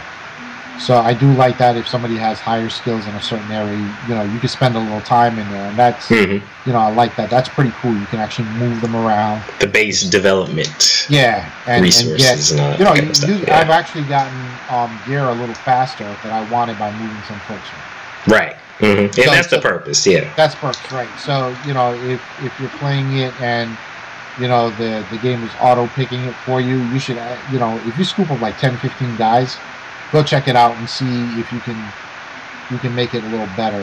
Get your base rolling. And what's actually interesting, I mean, I've been playing it, I've been putting a lot of hours into this game because, I mean, I do enjoy it a lot and I have fun with it. And I notice, as you go along in the game, one of the things that I noticed that I guess is different from all the other Metal Gear games is that as you're going along, it seems like some of the features and things you're able to do grows as you play the game. Yes. So, as you do the missions, it seems like every couple of main missions or so, it opens up a new feature, or not necessarily a new mode, but a new feature or a new capability for boss, whatever his name is, and the rest of the people that you're out there with. So, I mean, like at one point, you're able to take some of the guys that you have convinced to join your mercenary squad. You can play as them, or I haven't gotten to that point yet. Right, and the purpose of playing as them, I found, is that you can actually improve some of their attributes, which I think is good also. So it's not like, hey, I found this dude, he's got an A+ here, a F here, a B- in this attribute, and that's all he's ever going to be. You can actually take him out, use him as a character in a particular mission, and in time, he'll grow. And his abilities will get better. I don't know if you ran into this, but every person I've captured, I've been able to convert, which is amazing. Yes. I mean, you convert everybody. Right, son. Yes. That's right, yo. I'd be giving them brownie weed cookies and everything. They'd just be like, "Yo, I'm in." It doesn't matter if you shot them like 2 or 3 times and they were almost dead when you shot them. They always convinced them to come alive. They're on your squad, and that's kind of shady, man. Because I'm afraid I'm gonna walk around that base and someone's gonna try to shank me. Well, I did find that even though everyone that you get ends up on your squad, that if you've got like the wrong group of guys there, their morale will lower, and some of them will leave, and some of them will get into fights with others and end up killing some of the other dudes if you don't manage it right. Yeah, I haven't had that happen. I guess because early on, I read some tips, just manage that every once in a while I go back to the base and check it out. Well, yeah, I'll be forgetting that because I've got like over like 400 or 500 guys now. I've got hundreds of guys sitting in my waiting room because I have, I have so many guys at this point. And some of the guys that sit in the waiting room, those are some of the like problem children that you just don't have time to go through. Right. I have maybe 40 or 50. Yeah, but I mean, what is good about the way they manage it is the I guess you could say the AI that determines when you pick up a guy where to place them is really good. Because I know pretty good, but most of the time you don't have to move and shift around the guys because whatever their highest ranking is in, they're going to shift stuff around so that they can actually put that guy in that group, and they'll just move whatever guy, if it's like maxed out, they'll move the lowest scoring guy to your waiting room, next group, right. Which is really good because that could have ended up being like a real time sap to have to go through and manage all the people. I was hoping that would be the case because it is. Like, man, if I get up to a certain amount of guys, I'm not going to be coming in here like every 5 minutes to be switching things around. Yeah, it definitely is. Through, see which one's the better one, and It is. It's not a time sap in that way. I mean, I'm enjoying the fact that now I finally got into another area, another map, another area, rather than always being in the little Afghanistan area. Because for a while there, I was kind of getting a little bit of claustrophobia because you're running around, going and taking out the same bases in the whole Afghanistan map for a while. And I was like, okay, I've taken out this base like 10 times. I'm tired of taking out this base. Let's go find some new bases. And then finally I recognized that, the main mission, it actually takes you to other areas. So I have to, so it was like I had to do the main mission to get to a whole new area with more bases and, all other kind of new equipment, all the walkers and stuff that you can take and pick up. If you don't like the horse, they end up with the, I've got a dog. Too, right? They've got a what? And a Jeep too, right? Oh, well, I mean, those are vehicles. You can actually steal vehicles, and then you can use the vehicles in missions if you want to, and just drop them in place wherever you want to. I've been taking tanks and stuff. I don't know if you can use the tanks or anything yet, but I've taken tanks and stolen tanks from them. You can, so like the way they have it set up is, you've got your main character you play as, and then you've got what they call a buddy. And to Jay's point, the first buddy you start off with is the horse. And the only thing you can do with the horse is ride the horse or let the horse sit off in the distance and you do your thing, right? So the other buddies you end up with are a dog. And the dog does a lot of recon for you, and it can actually kill people and can stun people if you tell him, he's trained so that you can have him do that kind of thing. And the dog is awesome. If I could use him on every mission. My dog is he's mad small. Every time I go back to the mission, he follow me around. Yeah, he'll grow. And it's a trip too, because when the dog kills people, the dog actually pulls out a knife from somewhere. I don't know where the hell the knife comes from. Get out of here. I'm telling you, Makita, he pulls out a knife in his teeth. He jumps on them, he cuts their throat, and then flips off when he kills people. So I'm like, I don't know how they train this dog. And I know, it's crazy. And start feeding my dog kibbles and bits. I know, you need to do something. But it's dope though, because you know how when you go into bases and you have to, you say that you spend so much time looking for all the guys that are on your base. Yeah. You don't have to do that necessarily when you have the dog, because the dog can sense and smell a lot of the guys in a certain radius. So as you get closer to the base, the dog smells them and it just pops up on your thing, so that you don't have to use the goggles all the time unless you just want to see where they are. How long does it take for the dog to get big? Because mine is still a puppy. I think the way that you do it, if you do some more main missions, he'll end up growing up. You can't just do regular missions, or else he'll just stay the way he is. Yeah, you have to do. I've been doing. Like me, I always do this. I always do like all the side ones first, and do. Yeah, don't worry about doing all the side ones until you really just need money, because it doesn't necessarily benefit you. I mean, the only reason why the side missions are there are really because of money. They don't really advance a whole lot. So a lot of the features of the game and a lot of things you can do in the game, you can't get until you do some of the main missions to grow your base and to add more people to your base, because that's a part of the development also. You have to make the base bigger, get more people for the base with better skills, and some of them have like special skills so that they'll be able to make like I just found this one guy that customizes weapons so that you can actually take attachments and pieces off of each one of your guns and put new stuff on them. He's like a legendary gunsmith or something like that. Oh, nice. And you know, so at a certain point you'll be able to go after and pick him up and use him also. And so they have like the dog, the horse, there's this sniper that's called Quiet that can end up being your buddy also. Is that the one you were telling me about that's always in the bikini? Yeah, that's the naked chick that everybody's pissed off about. Yep. And you know, what's her name again? Quiet.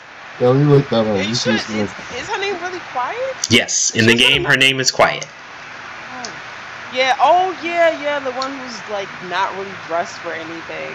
Yes, and they do halfway explain it. It's definitely a Japanese explanation, but they explain in the game why she's naked all the time. And they say, so get this, Makita, you gonna love this explanation. So apparently Quiet doesn't breathe. She doesn't breathe through her lungs. She breathes through her skin. She doesn't eat anything. She drinks and takes in water through her skin. So if she has on a lot of clothing, she can't breathe and she can't eat per se. And the way that she eats is through photosynthesis. So she needs sunlight. She needs nakedness. She's a plant? I don't know what the hell she is. All I know is that she's a bomb-ass sniper. That's all I know. She doesn't talk, you know, and all she does is go around, and she's a kick-ass sniper. And that's why I have her. And that's why, you know, that's why I kept her. Because you can either kill her or you can take her on your team. But of course, nobody else trusts her because she doesn't talk, and you know, she basically started off trying to kill you in one of the missions. So it's like the rest of the team, everybody at your base is like, yo, we don't want her here. Take her with you because she's going to lower morale at the base because she won't do anything with anybody else but you. So, you know, so it's an interesting dynamic. But yes, I think later on in the game you can unlock a outfit for her to actually wear where she's not naked and she can still breathe through it. But you have to unlock it, that kind of thing. But yes, they do explain why she's naked, but you know, I don't know if that's a good explanation but that's the way they explain it. Yeah. I could live with that. No, it's like at least there is an explanation for it. You know what I mean? Right, not just because we want her to be this way. That's right. So, I mean, you know, I'm like I said before, I'm really enjoying playing Metal Gear. I'm having a lot more fun with it than I thought, and I was actually more hyped about the multiplayer mode that I kept seeing, you know, like at the E3 demos, and I was like, yo, that, you know, stealing all the resources for my base and then going after somebody else's base, dude, just give me that game. I don't even need the main storyline, you know, because I know nothing about Metal Gear at all. And the weird thing is I swear I have probably put more than 40 or 50 hours into this game, and I don't think I've unlocked the multiplayer mode yet. And I don't know, I'm not 100% certain technically how deep into the game the multiplayer portion of it is, but I haven't unlocked it yet. When you play, does it say online or does it still say offline? Well, see, here's the thing. Yes, you're connected online, and they have like bonuses and stuff for you, you know, every time you log on, each day that you log on, they'll give you resources and money or whatever, right? So if you haven't unlocked that portion of the game to do the multiplayer portion of it, your base won't be able to be attacked yet. But you can still send your soldiers to attack other bases online. Oh, okay. So, you know, the guys that are doing stuff online, you can have your, you know, your little combat unit guys go off and attack other bases online, even though you can't. So that portion of it is still connected right now. So at a certain point of the game, I think you unlock the last base portion of it. I guess it's called a defense or something, you know, like a support defense portion of the base. I think after you unlock that, you're able to make these things called forward operating bases, FOBs. And then once you unlock that, then you'll actually be able to take your character and go and drop in on another character's base and then attack their base and steal their people and resources and stuff like that. Nice. Which I haven't gotten to yet, and I'm eager to get to that. But like I was saying before, I was surprised that I was enjoying playing the regular game as much as I am, without being able to do, you know, the multiplayer portion of it. So it's still a lot of fun. I'm enjoying it. I like how, you know, it's giving you incentive to play more, and it's opening up more for you to be able to do and see and buy and use and stuff as you go along and play the game. So I'm starting to see why it's been getting really, really high reviews. Because like you know, just like Jason said at the beginning, I was like, yo, this is Far Cry 4. I'm just going around from base to base, and I'm gonna get tired of going around to these same bases, you know, like every few hours or something like that. But it's definitely mixing it up, and even as it goes along, they're putting more, like each one of the soldiers. You'll notice, Jay, as you go along, the soldiers, they'll have less gear. They have less gear on now, but as you go along, they'll have like metal helmets. Yeah. They'll have like metal helmets, so you can't get headshots. They'll end up with body armor. Some of them will have night vision goggles. Yeah, some of right them, now I'm getting mad headshots. Right, yeah. And then at a certain point, some of them will have shields on their backs that they'll be able to use. So like if you start trying to unload on them, they'll pull the shield and they'll block you with the shield, so that you can't either do a melee attack or you can't just use whatever weapon you're using on them. They mix it up, so even though the AI isn't necessarily very smart, the equipment that they end up giving them makes them more and more progressively difficult as you go along. So, you know, and then they'll add like tanks and stuff out there, you know, so that you'll be roaming around and all of a sudden a tank group will be out there, and then a sniper will be up on the hill that you didn't see protecting the tank, and I'm like, damn it, I didn't know he was up there, you know, that kind of thing. So they do mix it up, and they, as you go along, they'll add stuff to it that'll make it difficult, even though the AI isn't necessarily uber intelligent at that time. So, you know, it's very interesting how it goes along, how it's been progressing, and you'll see it as you play it more. Very, very good game. I'm liking it.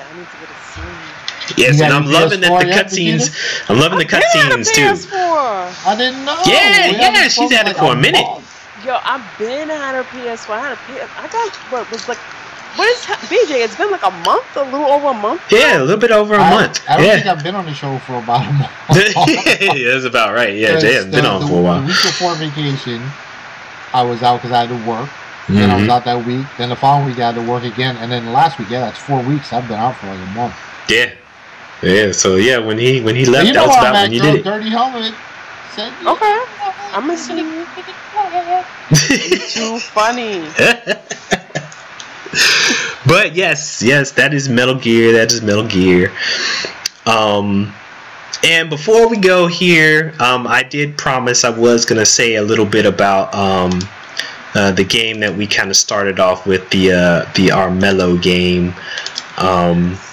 You know, I saw somebody else play it. I was watching somebody else play. I didn't realize it was the game that you were talking about. Like, you know, I saw it. I was like, oh, this game looks cute. This, you know, I love strategy games. So I was like, oh, this game looks really cute. And I kind of just like totally forgot about it. And then you told me you sent me an email with a code, and I was like, I didn't see that. Yeah, girl, you didn't see it. So much junk in my ZGO email that sometimes I just miss a lot of stuff. So hopefully that didn't delete it by mistake. Yeah, it's in there. I know it's in it. So hopefully you didn't delete it. But yes, Armello. So for those of you guys who don't know, kind of like Makita just said, Armello is, and I'll have to look it up. I can't remember the name of the group. But the concept of the game is it's a mixture of a board game, a strategy game, and a card game, all mashed together. And I mean, you can kind of see from the video here, the graphics and the art style of this game is beautiful. It's got great animation. It's not like it's not the kind of graphics where you're particularly worried about having 1080p and 100 frames per second or anything, but it's classic kind of cartoony graphics or whatever. And I know I forget what outlet kind of named it this, but I've noticed a number of outlets saying that the theme or the storyline of Armello is kind of similar to Game of Thrones. So think of kind of like Game of Thrones. Yeah, kind of think of like a theme in a storyline that's kind of like Game of Thrones, where you've got a king, you've got all these other little kingdoms that are around that are a part of this one main kingdom, right? And each one of the different kingdoms are represented by these different animals. So you've got like the rabbit clan, the wolf clan, the rat clan, the bear clan, and I forget, there's like one other clan, I think. And each one of the clans has at least 2 different special characters. And each character has their own attributes, just like a traditional RPG. And each one of those attributes allows that character to do either fight game, either fight actual battles better, magic better, or adventure better. So there's like wit is for adventuring, spirit is for magic, fight attribute is for just regular fighting, and body, of course, is hit points.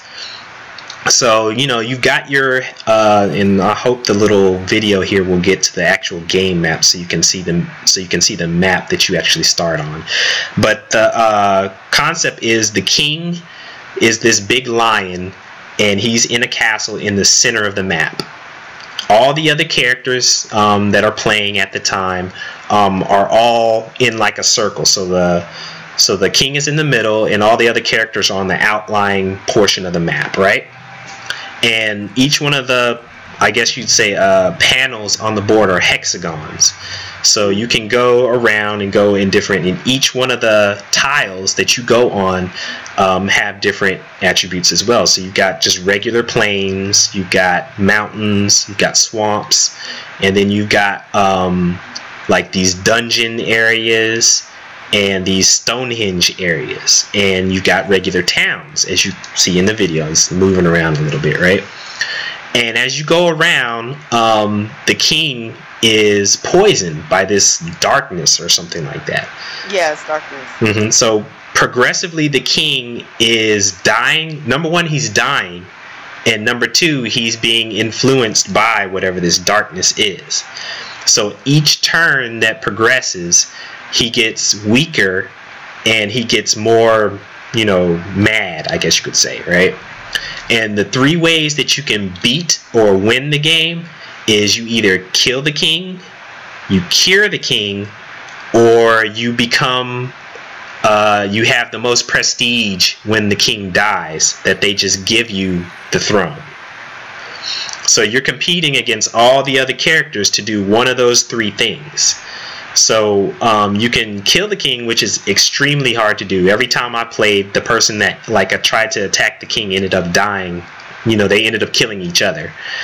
And the other way you can do it is they have these things, these stones that appear, spirit stones. And if you collect 4 spirit stones, then you can take the spirit stones and cure the king.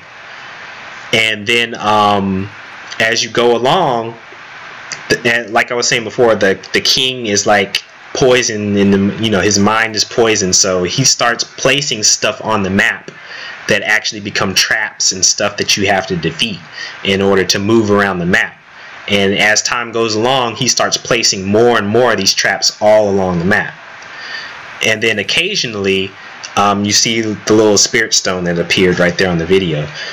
And that little creature that just appeared right there in the video is like one of the darkness creatures or whatever. So as time goes along, more and more of these little creatures pop up also. So it's fun. Like you said, it's one of those kind of games where if you like strategy games, there's a lot of different avenues you can take. But the way they have it set up is the play time that you have for each session, I wouldn't say is very long, which is good, because it makes the replayability high.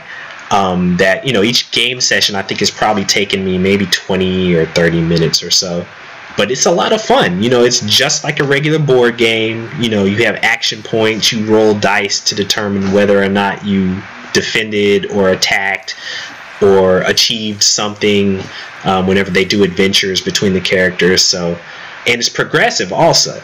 As you do challenges and as you achieve challenges, rather, you actually gain equipment that you can equip with each one of these different characters who have their own special attributes each time you play with them. So different play styles, you get the cards, you use different cards, equip the cards. So it's a nice little mix. I really had a lot of fun with it. It's definitely something you could get, you know, if you had a few friends that are, you know, that like playing board games with you or something like that. You could do one of these kind of games online, and I could see it being fun kind of playing with friends for like 30 minutes or something like that online. Nice little strategy game, Armello.